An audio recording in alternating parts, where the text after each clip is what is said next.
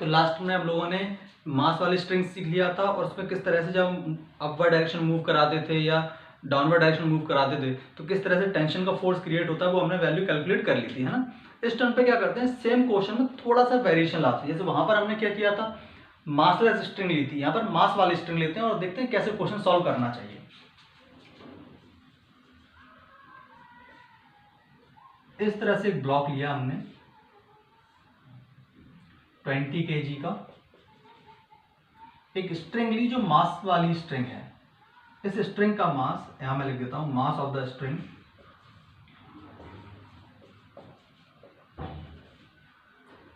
Suppose 8 kg। String का मास कितना ले लिया, 8 kg। और यहां पर एक और ब्लॉक अटैच है जिसे ले लेते हैं हम 12 kg।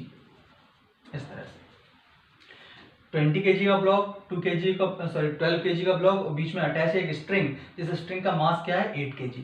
इस पूरे सिस्टम पर अपवर्ड डायरेक्शन में एक फोर्स लगाया 480 न्यूटन। ठीक, अब आप ये नोट करो और जो मैं बोल रहा हूं वो नोट करो कि क्वेश्चन में पूछा क्या गया। Find out the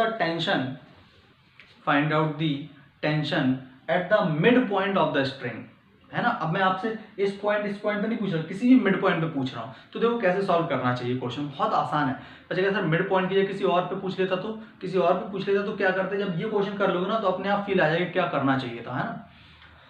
find out the tension at the mid point, at the middle point of the string. ठीक, तो आपको करना क्या है, देखो एक बात कॉमन सेंस है। सबसे पहले तो इस पूरे सिस्टम को, ये सिस्टम जाएगा तो कहाँ, डाउनवर्ड डायरेक्शन देखा जाए तो नीचे लग रहा है 120, देखो 12, इसका कितना लगेगा 80 और इसका कितना लगेगा 20। मतलब नीचे की तरफ जो फोर्स आएगा ना वो आएगा 400 न्यूटन। इसका 200, स्ट्रिंग का 80 और इसका 120, 400 हुआ। ऊपर कितना लग रहा है 480।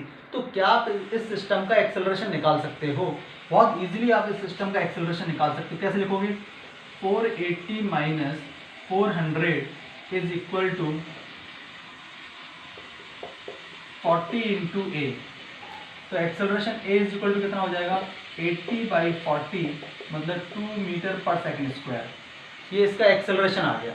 ठीक, अब हमें निकालना क्या है, हमें कैलकुलेट करना है tension at the mid point.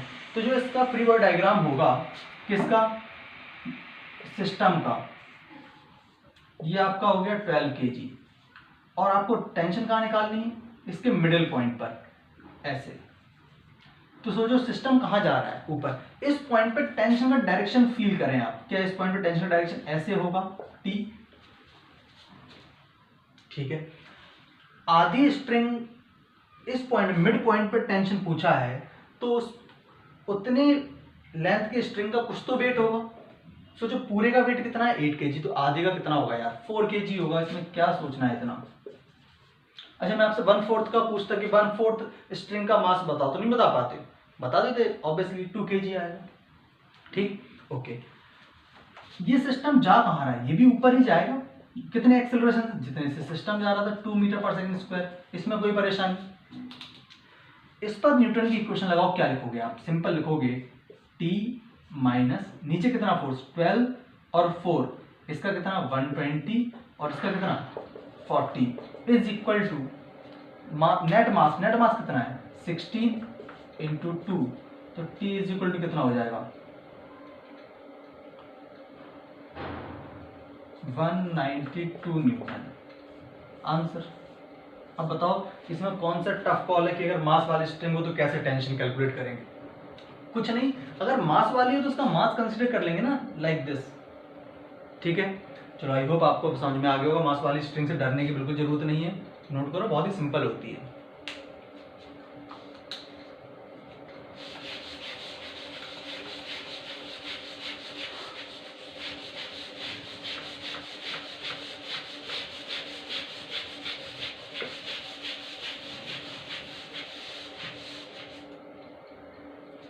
अब एक नया कॉन्सेप्ट डिस्कस करेंगे आज और बहुत ही इंपॉर्टेंट है, और फिर इस पर मैं जेई के 2 क्वेश्चन कराऊंगा। बढ़िया क्वेश्चन है, मजेदार एकदम, है ना, मजा आ जाएगा, फील आएगा उनमें। हेडिंग नोट करो,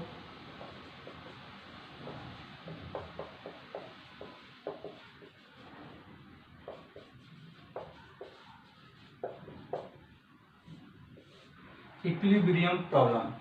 देखो कोई भी चीज इक्विलिब्रियम में कब होती है ना। जैसे अभी इसमें थोड़ा सा हम रोटेशनल में अभी सीखेंगे, बट एक बात समझो, जैसे मैं एक बॉडी हूँ, मेरे ऊपर दो फोर्स लग रहे हैं, एक इधर और एक इधर, और मैं बोलूँ मेरी बॉडी इक्विलिब्रियम में है, तो इसका सिंपल सा क्या मतलब है। आप ये बोलोगे कि ये बॉडी तभी इक्विलिब्रियम में रह सकती है जब इधर जो फोर्स लग रहा है और इस साइड जो फोर्स लग रहा है, दोनों फोर्स कैसे हो, इक्वल हो, बैलेंस कर दें, तभी तो इक्विलिब्रियम में हो सकती है। इन शॉर्ट, अच्छा वाई में अगर मेरे पे एक फोर्स इधर लग रहा हो, मान लो मैं कहता हूँ दो ऊपर लग रहा हूँ और एक नीचे लग रहा हूँ, और मैं बोलूँ कि मैं वाई में इक्विलिब्रियम में हूँ, तो आप क्या बोलोगे, ऊपर के दोनों फोर्स का टोटल नीचे के एक फोर्स के इक्वल होना चाहिए। इन शॉर्ट फिजिक्स की लैंग्वेज में अगर हम बोलें तो कोई भी बॉडी इक्विलिब्रियम में तब हो सकती है जब उस पर फोर्सेस का समीशन क्या हो, फोर्सेस का टोटल क्या हो, जीरो। अच्छा कई बार बच्चे के समझ में थोड़ा कंफ्यूज हो जाता है कि फोर्स का टोटल जीरो हो, मतलब इधर F1 लग रहा है, इधर F2 लग रहा है। फोर्स कैसी क्वांटिटी है, वेक्टर क्वांटिटी, तो समीशन ऑफ जैसे F1 vector plus F2 vector is equal to zero. इसका मतलब समझो आप कि अगर ये जीरो कब हो सकता है, जब दोनों फोर्सेस के मैग्नीट्यूड सेम हो और डायरेक्शन अपोजिट हो। तो समीशन का मतलब ये है, ऐसा नहीं कि इधर मैंने बोला कि इधर एक F1 फोर्स है, इधर F2 फोर्स है, तो आपने बोला दोनों फोर्स को ऐड कर दो तो बॉडी इक्विलिब्रियम में। नहीं, बॉडी इक्विलिब्रियम तब होगी जब F1 का मैग्नीट्यूड और F2 का मैग्नीट्यूड बराबर हो और दोनों की डायरेक्शन जाहिर सी बात है कैसी हो, अपोजिट, तभी तो नेट फोर्स जीरो होगा। ठीक है, तो समीशन का मतलब समझ गए। अच्छा फिजिक्स मैथमेटिकल टर्म में समीशन को डिनोट करते हैं ऐसे, तो बुक्स में ऐसे लिख देते हैं, ये साइन बना होता है F is equal to zero. तो इस साइन से डरना नहीं, पता नहीं क्या आ गया ये नया सा साइन। आपको तो सिर्फ क्या ध्यान रखना है, मैं आपको बता दूँ, ये सब की कोई जरूरत नहीं। आपको समझना है कि अगर कोई बॉडी इक्विलिब्रियम में है तो उस पर ऊपर फोर्स लग रहा है, तो ऊपर जितने भी फोर्स लग रहे हैं वो नीचे के फोर्स को बैलेंस करेंगे, इधर जो फोर्स लग रहा है वो इधर के फोर्स को बैलेंस करेंगे। सिंपल, और कुछ याद नहीं रखना, नेट फोर्स जीरो करना है तो बॉडी किस में होगी, इक्विलिब्रियम में होगी। ठीक है, चलो अब इसको क्वेश्चन करते हैं, कैसा क्वेश्चन होता है।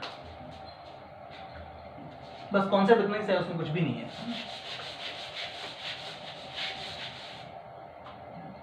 जैसे मान लो एक ऐसा बना लिया जाए,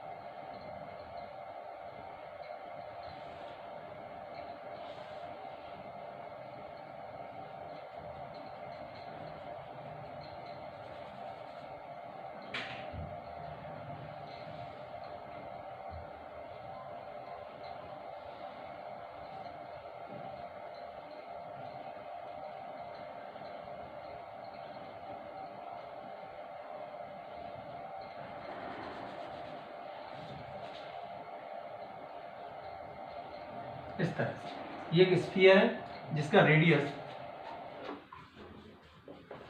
sphere of radius 5 centimetre and weight W। W का मतलब, इसका मैंने आपको टोटल mg का वैल्यू W दे दिया। ठीक, इसका कुछ ना कुछ मास रहा होगा। ये जो स्ट्रिंग है इसको डैश डैश करके नहीं बनाना है, ऐसे स्ट्रिंग बनाना है।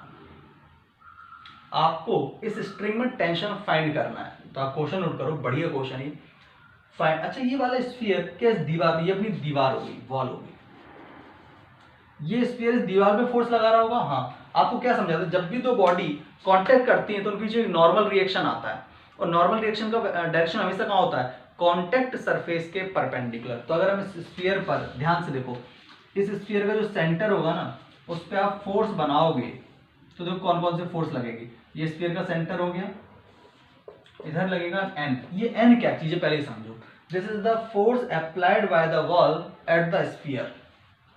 क्योंकि जब आप स्फीयर इस दीवार को टच कर रहा होगा तो जो कांटेक्ट सरफेस, अच्छा कांटेक्ट सरफेस कहाँ है, ये रही, कांटेक्ट सरफेस के परपेंडिकुलर डायरेक्शन तो यही होगी, तो इस डायरेक्शन क्या लगेगा आपका, नॉर्मल रिएक्शन। ठीक है, सेकेंड, ये एंगल मान लो आपको गिवन था थीटा ऐसे, इस पर और दूसरा फोर्स कौन सा लगेगा, ऐसे लग रहा होगा टेंशन, और ये एंगल थीटा है तो ये एंगल भी थीटा होगा। ध्यान समझना, कोई जल्दबाजी नहीं, आराम से इस क्वेश्चन को सॉल्व करें। नीचे क्या लग रहा होगा, इसका वेट W, जिसका वैल्यू mg के इक्वल है। यहां तक क्लियर है? ओके। और स्ट्रिंग का लेंथ आपको ये भी गिवन है, length of the string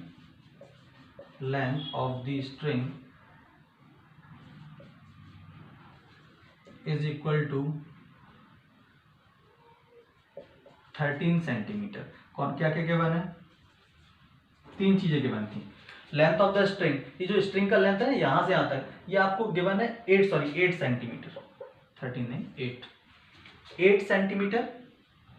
wait W given है, रेडियस 5 सेंटीमीटर गिवन है। अच्छा, अगर ये लेंथ यहां से लेके यहां तक की लेंथ, ये लेंथ यहां से लेके यहां तक की 8 सेंटीमीटर है, तो स्फीयर से यहां तक की ये 5 सेंटीमीटर रेडियस है, तो ये वाला डिस्टेंस कितना हो गया? 13। तो ध्यान समझना, यहां से लेके यहां तक का लेंथ हो गया 13 सेंटीमीटर टोटल। ये लेंथ कितना गिवन है?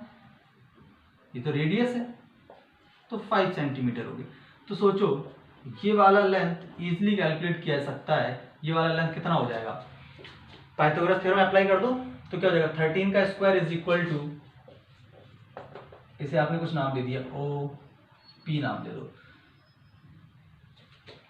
OP स्क्वायर प्लस 25, तो ये जाएगा 169 माइनस 25 दैट इज 144। 144 का अंडर रूट ले लेंगे तो आ जाएगा 12 सेंटीमीटर। ये क्यों निकाला वो भी समझ में आ जाएगा। तो ये लेंथ आ गई आपके पास 12 सेंटीमीटर। क्लियर है ये चीज? ओके। अब सोचो, अगर ये सिस्टम इक्विलिब्रियम में है, आपको बोला गया है, आप चाहो तो इसमें साइड में ऐड कर आपने क्वेश्चन नोट किया होगा, फाइंड आउट द टेंशन, उसके आगे ब्रैकेट में नोट कर लेना, if system is in equilibrium. ठीक है, find out the value of tension if the system is in equilibrium. ठीक है, चलो अब इक्विलिब्रियम में है तो मुझे तो एक बात समझ में आती है, टी का इधर कंपोनेंट क्या होगा? टी कॉस थीटा, और इधर कंपोनेंट क्या होगा? T sine theta. तो अगर ये इक्विलिब्रियम में है तो क्या लिखोगे आप लिखोगे T cos theta is equal to W and T sine theta is equal to normal.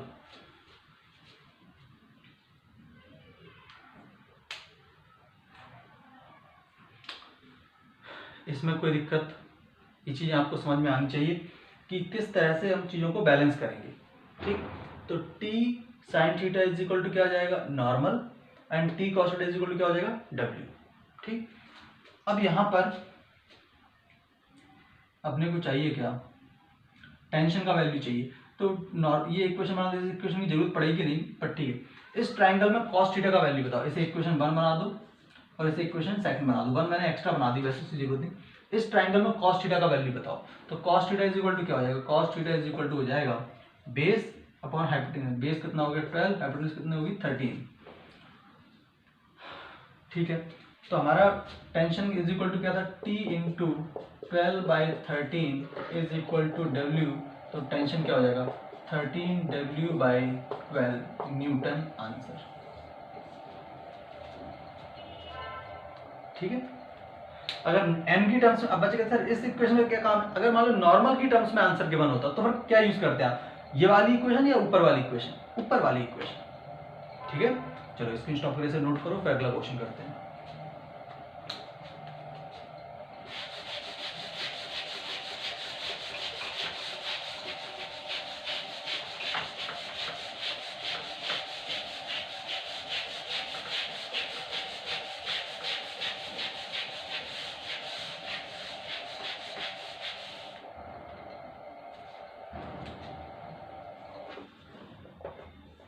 अब देखो कैसे क्वेश्चन जेईई में पूछा गया था। उन्होंने बोला एक पुली ऐसे लो,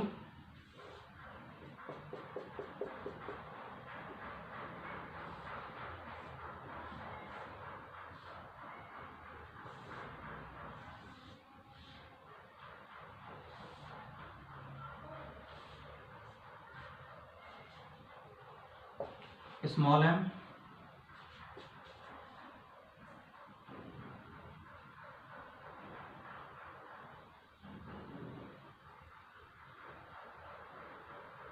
√2m, यहां पर भी स्मॉल एम।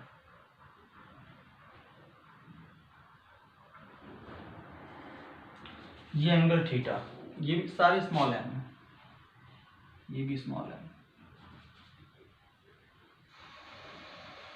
इस तरह से गिवन था और बोला गया if system is, question note करो, ये दो पुली थी, इनसे ऐसे ब्लॉक लटका हुआ है, इस तरह से दिया गया है और बोला गया if system is in equilibrium, if the system is in equilibrium then find out the value of theta, then find out the value of theta. ठीक है, चलो अब सिस्टम इक्विलिब्रियम में तो हमने एक बात लॉजिक लगाई, हमने कहा यार देखो यहाँ जो टेंशन है, यहाँ मान लो टेंशन ऐसे बना दो, यहाँ ऐसे बनेगी, यहाँ ऐसे बनेगी, यहाँ ऐसे बनेगी, ये मान लो T1 है, ये भी T1 है, ये यहाँ से लग के यहाँ तक स्ट्रिंग एक ही है तो T1, ये भी। आपको लग रहा है सर ये स्ट्रिंग ज्वाइंट है तो दूसरी हो गई, मैंने कहा चलो ठीक है T2 T2 मान लो, T1 T1 भी मान लोगे तो कोई दिक्कत नहीं, T2 T2 मान लोगे तो भी कोई दिक्कत नहीं। अब इस √2mg, √2 वाले ब्लॉक को देखो जिसका मास √2 स्मॉल m है ना, अगर ये एंगल थीटा लिया हमने तो इस पर इस तरह से दिया, ये एंगल भी अपना कितना दिया, थीटा दिया। इस T2 का इधर कंपोनेंट, ऊपर की साइड कंपोनेंट क्या होगा, T2 का एक कंपोनेंट आएगा इधर, T2 का ऐसे, T1 का एक कंपोनेंट कहाँ आएगा, T1 का एक कंपोनेंट आएगा इधर की साइड ही, तो उसे मैं ऐसे बना देता हूँ, और एक कंपोनेंट आएगा इधर की साइड। अब अगर ये ब्लॉक भी इक्विलिब्रियम में है तो T1 का, ध्यान समझे, T1 का इधर की साइड कंपोनेंट क्या आएगा, T1 देखो इधर की साइड आएगा T1 cos थीटा, तो मैं लिख देता हूँ ऊपर T1 cos थीटा, और T2 का ऊपर की साइड क्या होगा, T2 cos थीटा, बट इधर क्या आए होंगे T1 sin theta, sorry T2, और इधर क्या होगा T1 sin थीटा, और नीचे क्या होगा √2 स्मॉल mg। पहले आप अच्छे से देखो फ्री बॉडी डायग्राम कैसे बनाए, ये T1 था तो T1 का एक कंपोनेंट का आया था इधर T1 sin थीटा, ऊपर क्या है T1 cos थीटा, ऐसे ये T2 था तो T2 के इधर कंपोनेंट T2 cos थीटा और इधर T1 sin थीटा, ठीक है, सॉरी T2 sin थीटा। अब अगर ये इक्विलिब्रियम में है इसका मतलब this force should be equal to this force, अच्छा T2 sin theta will be equal to T1 sin theta, तो यहां से हम ये चीज बोल सकते हैं कि T1 will be equal to T2।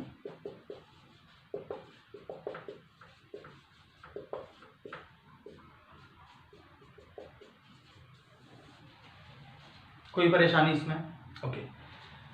यहां से T1 या T2 किसी का भी वैल्यू देखो, इसको ऐसे कट कर दो, नीचे कितना लग रहा होगा स्मॉल mg, मतलब T1, और ये सिस्टम चल तो रहा नहीं इक्विलिब्रियम, इक्विलिब्रियम मतलब ऊपर का फोर्स इज इक्वल टू नीचे का फोर्स, मतलब T1 is equal to mg, okay. y direction में जब इक्विलिब्रियम देखोगे तो क्या लिखते हैं आप, T1 cos theta plus T2 cos theta is equal to √2 of mg, ऊपर की डायरेक्शन, ओके। तो T1 इज इक्वल टू क्या है T2, और T1 is equal to T2 है तो इसको क्या लिख सकते हो 2T1, T1 का वैल्यू क्या है, यहां से T1 का वैल्यू क्या लिख सकते हैं, T1 is equal to mg, तो ये क्या हो जाएगा 2T1 cos theta is equal to √2 time of mg। तो देखो T1 से mg कैंसिल हो जाएगा, दोनों का वैल्यू इक्वल है, तो cos theta is equal to क्या हो जाएगा 1/√2, ठीक, और cos theta is equal to 1/√2 आ गया तो आपको समझ में आ गया होगा कि थीटा का वैल्यू क्या होने वाला है 45 degree. This is the answer, this is the angle for the equilibrium, ठीक है। तो ऐसे कई सारे क्वेश्चंस, अब इस क्वेश्चन में आप ध्यान से देखो, कॉन्सेप्चुअली आपने क्या कैलकुलेशन की है, बट कॉन्सेप्चुअली क्या किया, ऊपर के फोर्स और नीचे के फोर्स बैलेंस किए, नथिंग एल्स। देखो ये फोर्स बैलेंसिंग ही तो है, ठीक है। चलो नोट कर लो इसको, फिर अगले टर्न पे हम लोग इसमें और अच्छे वैरायटी के आईआईटी के क्वेश्चंस करेंगे, ठीक है। चलो बाय बाय, टेक केयर।